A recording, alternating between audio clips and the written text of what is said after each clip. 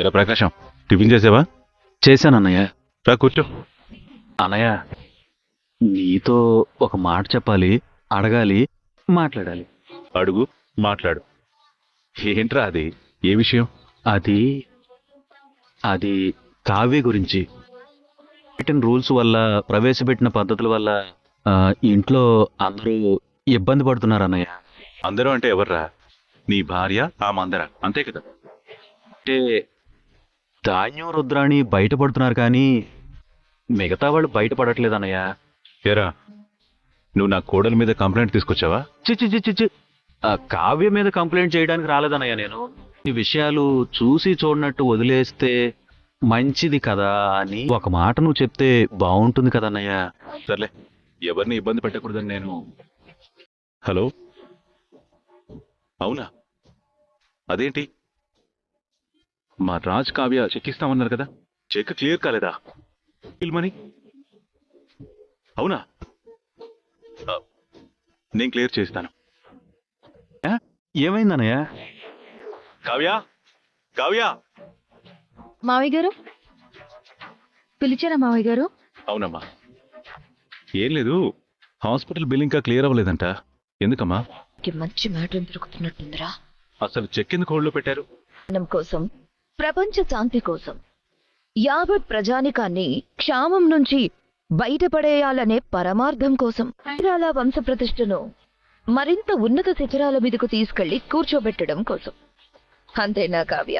అయినా 5 లక్షలు కూడా క్లియర్ కాలేదంటే ఏంటి నీ ఉద్దేశం? ఎవరిని ఉద్ధరించడానికి అంత చిన్న అమౌంట్ ని కూడా ఆపాల్సి వచ్చింది? హాస్పిటల్ బిల్లు ఆపే అధికారం ఈవిడికెక్కడిది? గారి హాస్పిటల్ బిల్లు కూడా నీకు అనవసరం అనిపించిందా? ఏ రకం కాఫీ 2 సార్లు, భోజనంలోకి 1 కూర, నీకు చేతి ఖర్చులు కడిగినా 0.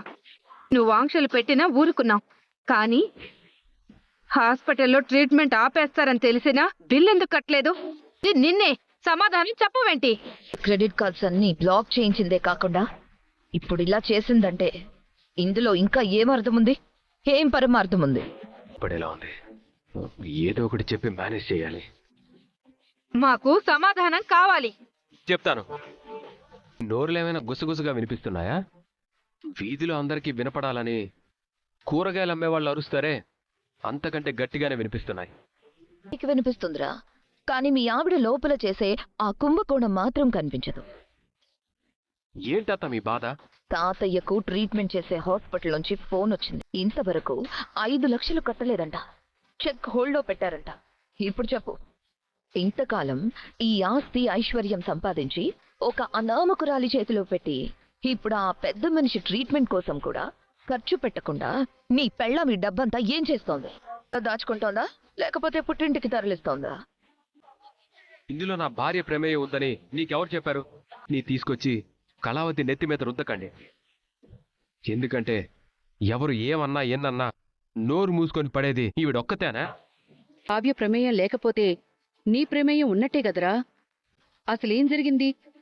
అవసరాలున్నా ముందు తాతయ్య హాస్పిటల్ బిల్ క్లియర్ చేయాలి కదా, మరి అదెందుకు చేయలేదు? ఏంట్రా ఇది? ఏం జరుగుతుంది?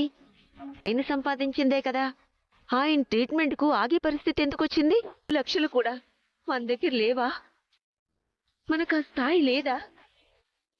అంత ఖరీదైన వైద్యం ఎందుకు చేయించాలనుకుంటున్నారా? ఎంత మాట అన్నారు? కోపంలో కూడా మీరు అలా ఎలా అనగలుగుతున్నారు? అసలు జరిగిందేమిటో మీకు తెలిస్తే. నేను చెప్తాను. దానికి నేనే కదా బాధ్యుణ్ణి. నేనే చెప్తాను. మీరే చెప్పండి. అందరూ నన్ను దోషిని చేసి నిలదీసినా మౌనంగానే ఉన్నాను. మిమ్మల్ని కూడా అనుమానించే పరిస్థితి వచ్చింది కాబట్టే నేనే మాట్లాడాలనుకున్నా. ఏంట్రా, ఏం జరుగుతుంది? ఇద్దరు కలిసి ఏం చెప్పాలనుకుంటున్నారు? ఏదో దాస్తున్నారు, ఏదో పెద్ద విషయమే దాస్తున్నారు.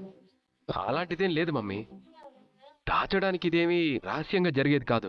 అయితే నిజమేంటో చెప్పు. ఆడిటింగ్ జరుగుతోంది, అందుకే ట్రాన్సాక్షన్స్ అన్ని ఆగిపోయాయి. ఇప్పుడు ఆడిటింగ్ ఏంట్రా? మార్చిలో కదా జరిగేది.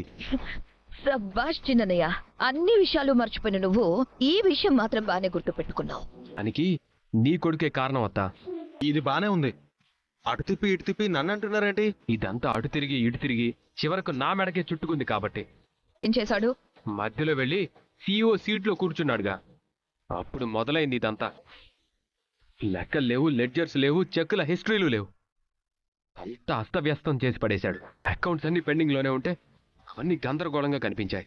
ఫ్రాడ్ చేశానా? లేదే, కొంచెమేనే. ఆ తర్వాత కళావతిని ఆ సీట్లో కూర్చోబెట్టారు. తను కొంత క్లారిటీ తీసుకొచ్చింది. కానీ ఇదంతా రాహుల్ వల్ల జరిగిందని అర్థమైనా ఇంట్లో ఎవరికీ చెప్పలేదు. కూడా చెప్పేవాడినే కాదు. మీరు నన్ను నా భార్యని నిలదీస్తుంటే ఇంకా తప్పు మా మీదే పెట్టుకోవడం ఎందుకు అనుకోలేదు. అందుకే కళావతిని చెప్పకుండా ఆపాను. చెప్పేదాకా వదిలేలా లేరు. మొదలు కాగానే అకౌంట్స్ అన్నీ హోల్డ్ చేసి ట్రాన్సాక్షన్స్ అన్నీ ఆపేసి లెక్కలన్నీ క్లియర్ చేయాలనుకున్నాను. కానీ నా లెక్క తప్పింది. తప్పటడుగు పడింది. అతయ్య ట్రీట్మెంట్ కోసం ఇచ్చిన చెక్ క్లియర్ అయింది అనుకున్నాను, కానీ అది కూడా హోల్డ్లో పెట్టారని ఇప్పుడే తెలిసింది. తప్పుకు బాధ్యుణ్ణి నేను. ఇందులో కళావతి తప్పేమీ లేదు. చాలా వింతగా ఉందిరా. సడన్ గా నీ భార్య మీద ఇంత ప్రేమ ఎక్కడి నుంచి పుట్టుకొచ్చిందో నాకు అర్థం కావడం లేదు. అయ్యే ట్రీట్మెంట్ గురించి టెన్షన్ కంటే నీకు నీ భార్యను వెనకేసుకురావడమే ఎక్కువైపోయింది. నేను న్యాయం మాట్లాడాను. నాకు ఒకరు ఎక్కువ ఒకరు తక్కువ కాదు. నేను అనే ముందు, అడిగే ముందు, నిలదీసే ముందు ఆలోచించాలి. ఇప్పుడు తాతయ్య హాస్పిటల్ బిల్ కట్టేస్తాను. చాలా పద కళావతి. మాట్లాడొచ్చు అమ్మమ్మ గారు. సొంత వాళ్ళ దగ్గర కూడా అనుమతులు తీసుకోవడం ఎప్పటి నుంచి మొదలు పెట్టావు? తాతయ్య గారి ట్రీట్మెంట్ బిల్ కట్టలేదని మీకు కోపం వచ్చిందా అమ్మమ్మ? తాతయ్య గారికి అన్యాయం చేస్తున్నావేమోనని సందేహం వచ్చిందా? అమ్మమ్మ, నాతో మాట్లాడరా? నా మీద అలిగారా? ఏదో ఒకటి చెప్పండి అమ్మమ్మ. మీరు ఇలా మౌనంగా ఉంటే నేను చూడలేకపోతున్నాను. మీ మనవరాల్లేగా. మీకు కోపం వస్తే తిట్టండి, సరిపోదనుకుంటే కొట్టండి.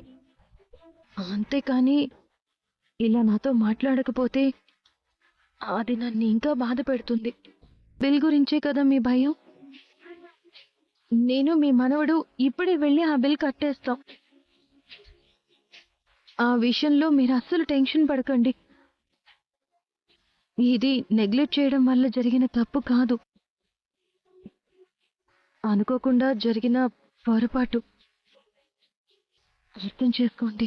అర్థం చేసుకున్నాం కాబట్టి వయసులో చిన్నదానివైనా ఇంత పెద్ద కుటుంబ బాధ్యతలు, ఆస్తులు అన్నీ నీకు అప్పగించారు మీ తాతయ్య గారు. నా మౌనానికి కారణం నీ మీద కోపమో, నమ్మకం లేకపోవడమో ఇంకొకటో కాదు. ఇన్ని కోట్ల వ్యాపారం చేసే మనం కేవలం 5 లక్షల బిల్లు కట్టలేకపోవడం ఏంటి అని. అమ్మమ్మ, అదే చెప్తున్నాను కదా, ఆఫీస్లో అకౌంట్స్.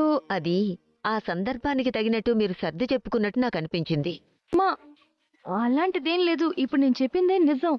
ఏది నిజమో ఏది అబద్ధమో మీ ఇద్దరి మనస్సాక్షికి తెలుసు. అది మేమంతా నమ్మాల్సిన అవసరం లేదు. చూడు కావ్య, నువ్వు రాజ్ ఈ ఇల్లు, ఈ ఆస్తి ముక్కలవ్వకుండా ఉండడం కోసం, మన వ్యాపారాలు ముందుకు తీసుకువెళ్లడం కోసం ఎంత తపన పడుతున్నారో నాకు బాగా తెలుసు. అలో ఏమైనా ఒడిదుడుకులు వచ్చి మీరేమైనా ఇబ్బంది పడుతున్నారేమో, అవి మాతో చెప్పుకోలేకపోతున్నారేమో అని అనిపిస్తోంది. చచా, అలాంటిదేం లేదమ్మమ్మ గారు. అంతా సవ్యంగానే ఉంది. అది నాకు చెప్పాల్సిన అవసరం లేదు కావ్య. ఎందుకంటే మీ తాతయ్య గారు తన మనవణ్ణి కూడా కాదని నీ పేరు మీద ఆస్తి రాశారు. ఎందుకంటే వాడితో పాటు ఈ కుటుంబాన్ని కూడా నువ్వు జాగ్రత్తగా చూసుకోగలవనే నమ్మకం. కాని మాత్రం ఒమ్ము చెయ్యకు. అలాంటి పరిస్థితి నేను రానివ్వనమ్మమ్మ గారు. తాతయ్య గారు మా మీద పెట్టుకున్న నమ్మకమే కాదు, ఆయన మాటకు కూడా ఎక్కడా మచ్చ రానివ్వను. ఆ విషయంలో మీరు ధైర్యంగా ఉండండి. Just miss. మేనేజ్ చేయడంలో ఏ చిన్న పొరపాటు జరిగినా తాతయ్య షూరిటీ పెట్టిన 100 కోట్ల గురించి అందరికీ తెలిసిపోయేది. లేదు, అర్జెంట్గా ఏదో ఒకటి చేసి ఆ 5 లక్షలు కట్టేయాలి. లేదంటే ఇంట్లో వాళ్ళకి మరిన్ని డౌట్స్ వచ్చేస్తాయి. రాజ్, ఏంటి డాడ్, మీరు పై వరకు వచ్చారేంటి? పిలిస్తే నేనే వచ్చేవాడిగా. ఏమైందిరా? ఏమవడం ఏంటి? దేని గురించి అడుగుతున్నారు? నీకేమైంది? ఎందుకు ఇలా ఉన్నావు? నాకేమైంది? నేను బానే ఉన్నానుగా, నాకేం కాలేదు. రేయ్, నేను మీ నాన్నని. నీ ఎమోషన్ని ఆ మాత్రం అర్థం చేసుకోగలను. చెప్పు, ఎందుకు ఇలా ఉన్నావు? లేదు డాడ్, నేను బానే ఉన్నాను. I'm perfectly all right. Are you sure? Yeah, no doubt. సరే, ఇప్పుడు చెప్పు. కింద అందరి ముందు నువ్వు చెప్పింది అబద్ధం కదా? అబద్ధమా? మన ఫ్యామిలీతో నేనెందుకు అబద్ధం చెప్తాను? అసలు అబద్ధం చెప్పాల్సిన అవసరం ఏముంది? ఏమో, నీ మాటలు నాకు అలాగే అనిపించాయి. నువ్వేదో దాస్తున్నట్టు, నిజం చెప్పడానికి ఇబ్బంది పడుతున్నట్టు అనిపించింది. ఒకవేళ నిజంగానే అలాంటి ప్రాబ్లం ఏదైనా ఉంటే ఓపెన్గా చెప్పు. లేదు డాడ్, నేను ఓపెన్ గానే చెప్తున్నాను. నిజంగానే ఆఫీసులో ఆడిటింగ్ చేయిస్తున్నాను, అందుకే అకౌంట్స్ అన్ని హోల్డ్ చేశాను. దానివల్ల వచ్చిన డిస్టర్బెన్స్ ఇదంతా.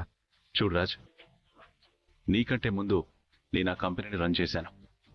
ఒక బిజినెస్ చేస్తున్నామంటే ఎన్నో ఒడిదుడుకులు, ఎన్నో ఛాలెంజ్లు వస్తుంటాయి. ఒక్కోసారి మనం ఊపిరి కూడా సరిగ్గా పీల్చుకోలేనన్ని ప్రెజర్స్ మన మీద పడుతూ ఉంటాయి. అవన్నీ ఇంట్లో చెప్పకుండా నేను ఎన్నో మేనేజ్ చేసి ఇంట్లో వాళ్ళకి ఏ కష్టం రాకుండా చూసుకున్నాను. అలాంటప్పుడు ఆ పెయిన్ ఎంత భయంకరంగా ఉంటుందో నాకు తెలుసు. అందుకే అడుగుతున్నాను, నిజంగా నీకేదైనా చెప్పుకోలేని కష్టం ఉన్నా, మన కంపెనీ ఏదైనా సమస్యల్లో ఉన్నా, ఒక నాన్నగా కాకుండా ఒక ఫ్రెండ్గా అడుగుతున్నాను అనుకో, నాతో చెప్పు. నాకు తెలిసిన సొల్యూషన్ నేను చెప్తానురా. మీ అమ్మకి నాన్నమ్మకి ఏమైనా భయపడుతున్నావా? వాళ్ళంటే నాకెందుకు భయం డాడ్? రుద్రాణి ధాన్యలక్ష్మి ఏదైనా గొడవ చేస్తారని ఆలోచిస్తున్నావా? నాకు అసలు ఆలోచన కూడా లేదు. ఏయ్, నీకంటే 25 ఏళ్ల ముందే ఈ ప్రపంచాన్ని చూసిన వాణ్ణిరా. హర్డిల్స్ ఎలా దాటుకురావాలో కొద్దో గొప్పో తెలిసిన వాణ్ణి. ఇబ్బంది పడకుండా చెప్పు. నీ దగ్గర నాకు ఇబ్బంది ఏంటి డాడ్? చిన్నప్పటి నుంచి నాకు ఏం కావాలన్నా డైరెక్ట్గా అడిగేంత చనువు ఉంది. నిజంగా నేనేం దాచట్లేదు, మీరు ఎక్కువగా ఆలోచించకండి. నేను బానే ఉన్నాను. నేను కళావతి రేపే వెళ్ళి ఆ 5 lakhs కట్టేస్తాం, డోంట్ వరీ. రేయ్, నేను నమ్మి నేనైనా మీ తాతయ్య అయినా ఈ కంపెనీ బాధ్యతలు అప్పగించాం. ఏం చెయ్యాలో ఏం చేయకూడదో నీకు బాగా తెలుసు. Take care. అనిపిస్తోంది. దేని గురించి? అంటే ఇప్పటి వరకు నువ్వు తిరుగుతూ ఏమీ ఆలోచించలేదా? దేని గురించి ఆలోచించాలి? అబ్బా, ఆ రాజ్ గురించి, ఆ రాజ్ చెప్పిన అర్థం పర్థం లేని కారణాల గురించి, ఈ ఇంట్లో జరుగుతున్న అనర్థాల గురించి, ఏం జరుగుతుందో అర్థం కాక తెల్ల మొహాలేసుకున్న ఈ ఇంట్లో వాళ్ళ గురించి. కాస్త అర్థమయ్యేలా చెప్తావా? మా నాన్న ట్రీట్మెంట్ కి బిల్ ఎందుకు లేట్ అయిందంటే ఆ మామిడి పింద మొహం మాడిపోయింది. ఏం చెప్పాలో తెలియక తెగ టెన్షన్ పడింది. కానీ వెంటనే రాజు వచ్చి అన్సీజన్ లో వర్షాలు పడ్డట్టు టైం కాని టైంలో ఆఫీస్ లో ఆడిటింగ్ అని చెప్పాడు. ఇప్పుడు ఆడిటింగ్ ఏంట్రా అంటే మాట మార్చి రాహుల్ మీదకి తోసేసి అకౌంట్ చెక్కింగ్ అని అంటున్నాడు.